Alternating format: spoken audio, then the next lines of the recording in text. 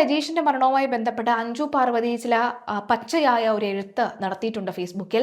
അതുകൂടി നമുക്ക് വായിക്കാം. അപ്പോഴാണ് ഇതിന്റെ ഒരു പൂർണ്ണ രൂപം നമ്മുടെ മനസ്സിലൊക്കെ തോന്നിയ കാര്യം തന്നെയാണ് അഞ്ജു പറഞ്ഞിരിക്കുന്നത് നമുക്ക് തോന്നിപ്പോവും.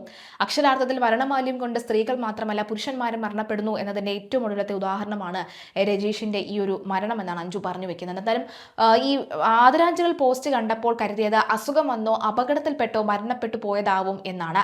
ആ മുഖവും കണ്ണുകളും കണ്ടപ്പോൾ വല്ലാത്തൊരു നോവ് തോന്നി. പിന്നീട് സോഷ്യൽ മീഡിയയിൽ പലരും പോസ്റ്റ് ഇട്ടപ്പോഴാണ് അറിഞ്ഞത് മരണത്തെ വർണ്ണമാല്യം ചാർത്തി ഈ ഭൂമിയിലെ വാസം മതിയാക്കി പോയ യുവാവാണ് രജീഷ് എന്ന. അല്ല, പെണ്ണൊരുത്തി ഒരുമ്പിട്ടപ്പോൾ ജീവിത പുസ്തകം പകുതിക്ക് വെച്ച് അടച്ചു പോകേണ്ടി വന്ന ഹതഭാഗ്യനായൊരു യുവാവാണിത്. വിദേശത്ത് പോയ കെട്ടിയവൾ പുത്തൻ മേച്ചിൻപുറം തേടിപ്പോയപ്പോൾ ഉള്ളിൽ കരഞ്ഞെങ്കിലും കൂടി അയാൾ പിടിച്ചു നിന്നത് തന്റെ രക്തത്തിൽ പിറവിയെടുത്ത ആ മോനു വേണ്ടിയാണ്. അവനെന്ന പ്രതീക്ഷയ്ക്ക് ചുറ്റിലും തളച്ചിട്ട അയാളുടെ ജീവിതം, സ്വപ്നങ്ങൾ, സന്തോഷങ്ങൾ അതുകൂടി നഷ്ടപ്പെട്ടു എന്ന സന്ദർഭം വന്നപ്പോൾ ആ പാവത്തിന് താങ്ങാൻ കഴിഞ്ഞു കാണില്ല. അല്ലെങ്കിലും ഈ ഭൂമിയിൽ പച്ചപ്പാവങ്ങളായ നിഷ്കളങ്ക മനസ്സുകൾക്ക് ഒരു പുല്ല് വിലയും ഇല്ലല്ലോ. അതൊരു പച്ചപ്പാവമായതുകൊണ്ടാണ് ഈ ഒരു വഴി തിരഞ്ഞെടുത്തത്. ഇനിയും ആർക്കു മുന്നിലും ആരുടെ ചോദ്യങ്ങൾക്ക് മുന്നിലും ശിരസ് കുനിഞ്ഞ് ജീവിക്കട്ട എന്ന് കരുതി കാണും ആ പാവം. വർണ്ണമാല്യം കുരുക്കാക്കി മുറുക്കി ജീവനെടുക്കുന്നത് പെണ്ണുങ്ങളുടെ മാത്രമല്ല, മറിച്ച് നല്ലൊരു ശതമാനം ആളുകളുടെയും കൂടിയാണ് എന്ന് വ്യക്തമാകുന്നു. അങ്ങനെ മടങ്ങേണ്ടി വന്നൊരു നിർഭാഗ്യവനാണ് ഈ യുവാവ്. ഈ ദുരന്തക്കഥയിലെ നായകൻ ആൺപിറന്നവനായതുകൊണ്ട് പാട്രിയാക്കൽ പൊളിറ്റിക്കൽ കറക്റ്റ്നെസ്സോ സോഷ്യൽ ഓഡിറ്റിങ്ങോ ഒന്നും ഉണ്ടാവില്ല. എഴുത്തിടങ്ങളിൽ അവനായി ആരും അക്ഷരങ്ങളാൽ ജ്വാല കാണുകയുമില്ല, പടർത്തുകയുമില്ല. കാരണം പൊതുബോധത്തിന് ഇന്നും വഞ്ചന, ചതി എന്നാൽ പെണ്ണ് ഇരയും ആൺവർഗം വേട്ടക്കാരനുമാണല്ലോ. മറിച്ചൊരു ചിന്ത ഇവിടെ വരുന്നതേയില്ല. ആണുങ്ങൾ കരയാറില്ലെന്ന ഭൂലോക വിട്ടിത്തം തിയറിയായി കെട്ടിച്ചമച്ച സൊസൈറ്റിക്ക് മുന്നിൽ പിടിച്ചു നിൽക്കാൻ വേണ്ടി ഉള്ളാലെ കരയുന്ന പല പുരുഷന്മാരുടെയും ഹൃദയം പൊട്ടിയുള്ള നീറ്റലിന് കാരണം പെണ്ണ് തന്നെയാണ്. പെണ്ണിരയാണ് എന്ന് ആവർത്തിച്ചുരുവിട്ട് പിടിച്ചുകൊണ്ടിരിക്കുന്ന സമൂഹത്തിന്റെ മറുവശത്ത് യഥാർത്ഥ ഇരകളായി നിൽക്കുന്നത് പുരുഷന്മാരാണ് പലപ്പോഴും. ആ വരച്ച വര വിട്ടൊന്ന് മാറി നിൽക്കുന്ന ആണുങ്ങൾ ഇവിടെ വളരെ വിരളമാവുന്നതിന് കാരണം ഈ സമൂഹത്തിൽ നിലനിന്നു പോരുന്ന സോഷ്യൽ ഓഡിറ്റിങ്ങും ജഡ്ജ്മെന്റുകളും സ്ത്രീകൾക്ക് അനുകൂലം മാത്രമാകുന്നതിലുമാണ്. വഞ്ചനയും ചതിയും പീഡനവും ഗാർഹിക പീഡനവും ഹണി ട്രാപ്പും തേപ്പും ഒക്കെ കേവലം വൺ സൈഡ് പ്രൊപ്പോസൽ അല്ലെങ്കിൽ പ്രോസസ് മാത്രമല്ല, അതൊരു 2-വേ പ്രോസസ് തന്നെയാണ്. പെണ്ണ് തീരാബാധ്യതയും ദുരിതവുമായി ജീവിതം അവസാനിപ്പിക്കുന്ന ആണുങ്ങൾ ഇവിടെയുണ്ട്.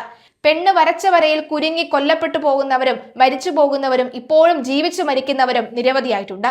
സ്ത്രീ സുരക്ഷ എന്ന പഴുതുകളിലൂടെ രക്ഷപ്പെടാൻ സാധിക്കുന്ന പെൺ ക്രിമിനലിസത്തിന്റെ ഇരകളായി ജീവിതം വഴിമുട്ടിപ്പോയ എത്രയെത്രയോ ആണുങ്ങളുണ്ട്. വിവാഹം കഴിക്കുന്നത് തന്നെ വിവാഹമോചനത്തിനും അതുവഴി നല്ലൊരു തുക അലിമോണി കിട്ടാനും വേണ്ടി മാത്രം ജീവിക്കുന്ന സ്ത്രീകളുമുണ്ട് ഈ നാട്ടിൽ. പ്രണയക്കെണി ഒരുക്കി പലതും നേടിയ ശേഷം വലിച്ചെറിയുമ്പോൾ അപമാനനായി വളരെ വേദനയോടുകൂടി ആത്മഹത്യയിൽ അഭയം തേടുന്ന നിരവധി ആൺകുട്ടികൾ ഉണ്ട് നമുക്കിടയിൽ. പക്ഷെ നമ്മൾ ജഡ്ജ് ചെയ്യുന്നത് ആൺവേട്ടക്കാരനും പെണ്ണിരയും എന്ന ഫോക്കൽ പോയിന്റിലൂടെ മാത്രമാണ്. ഈ കഥയിൽ ഈ പാവം യുവാവ് ആത്മഹത്യ ചെയ്തുകൊണ്ട് സ്വന്തം ജീവിതത്തിന് പൂർണ്ണ വിരാമമിട്ടു, അല്ലെങ്കിൽ അതിനെ കൊണ്ടത് ചെയ്യിച്ചു ഒരു എരണം കെട്ടവൾ. എന്നാൽ നമുക്ക് ചുറ്റിലും അവനെ പോലെയുള്ള എത്രയോ ആൺകുട്ടികൾ ചത്തതിനു മേൽ ജീവിച്ചിരിക്കുന്നു, അല്ലെങ്കിൽ ചത്തതിന് സമാനമായി ജീവിച്ചിരിക്കുന്നു എന്ന അവസ്ഥയുണ്ട്. പുറമേക്ക് കണ്ണീർ വാർക്കുന്നത് പുരുഷ ജന്മത്തിന് ചേരാത്ത അൺറിട്ടൺ നിയമമായതിനാൽ തന്നെ ഉള്ളാലെ കണ്ണീർ വാർത്ത് നീറിപ്പുകയുന്ന അനേകം ആണുങ്ങൾ നമുക്ക് ചുറ്റിലുമുണ്ട്. ചിലരൊക്കെ മദ്യത്തിലും ലഹരിയിലും അഭയം തേടി അതിനെ നീരാളിപ്പിടുത്തത്തിൽ ശ്വാസം മുട്ടി കഴിയുന്നുമുണ്ട്.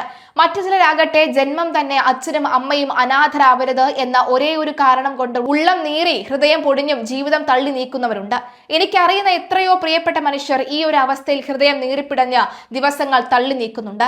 വിവാഹം എന്നത് കഴുത്തിനെ മുറുക്കുന്ന കുരുക്കായി മാറിയ യുവാക്കളും അവരുടെ കുടുംബങ്ങളും നമുക്ക് ചുറ്റിലുമുണ്ട്. വന്നു കയറിയ പെണ്ണ് കാരണം കണ്ണുനീർ കുടിക്കുന്ന കുടുംബങ്ങളും ഒരുപാടുണ്ട് നമ്മുടെ നാട്ടിൽ.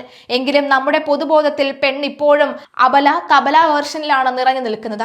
പെണ്ണിന്റെ കണ്ണുനീർ മാത്രം സത്യമെന്നാണ് നിർവചനം. ആ നിർവചനം നൽകിയ ധൈര്യം വെച്ച ആണുങ്ങളുടെ ജീവിതം കുളം തോണ്ടുന്ന എത്രയോ ഈ നമ്മുടെ നാരിമണികൾ നമ്മുടെ ഈ നാട്ടിലുണ്ട്. ഇര എന്ന് കേട്ടാൽ ഉടൻ കരയുന്ന പെണ്ണിന്റെ ചിത്രം മാത്രമല്ല വരേണ്ടത്, അതിനൊപ്പം ഈ സമൂഹത്തെ പേടിക്കുന്ന, ടെൻഷനുള്ള, കരയുന്ന, ഉള്ളം വിങ്ങി കണ്ണു നിറയുന്ന, അപമാനം കൊണ്ട് തല കുമ്പിടേണ്ടി വരുന്ന ആണുങ്ങളുടെ ചിത്രം കൂടി വരേണ്ടതാണ്.